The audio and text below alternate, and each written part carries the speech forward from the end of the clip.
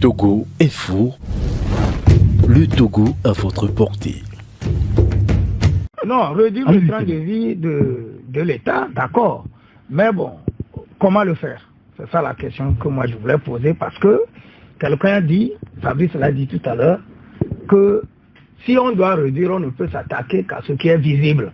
Ce qui est officiel. Ce qui est officiel, donc les salaires.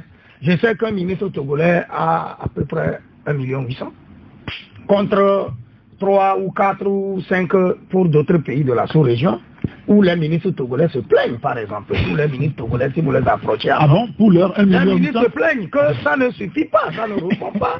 Parce que, vous savez, à un niveau donné de la gouvernance ou à un niveau donné de responsabilité, les députés même, je dis qu'ils sont mal payés au Togo. Vous m'excusez l'expression. Parce que quand un député rentre chez lui, vous avez dit tout à l'heure que dans le pays, on sent la précarité, on sent la souffrance. Quand un député rentre chez lui, par exemple à Blita ou à Mandouri ou n'importe où, imaginez un député de Mandouri. Il fait 2 jours, les gens défilent. Oui. Ah, honorable, c'est nous qui t'avons. Lui, on est venu te saluer. Les griots viennent jouer le tam-tam.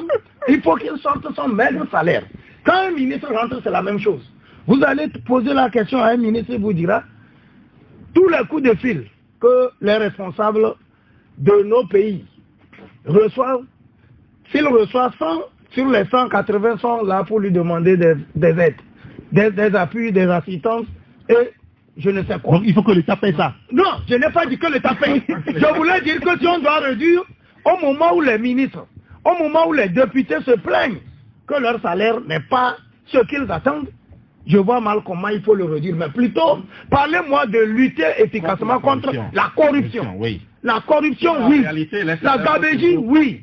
Mais dire qu'on veut réduire, c'est pas extra. C'est pas extra. Parlons plutôt de la corruption et de la gabégie. Parce que les DG même au Togo, vous les prenez dans les structures où vous connaissez, allez demander leur salaire. C'est pas la même chose que dans la sous-région. Donc parlons de la corruption. Ce qui est obscur, ce qu'on ne voit pas là.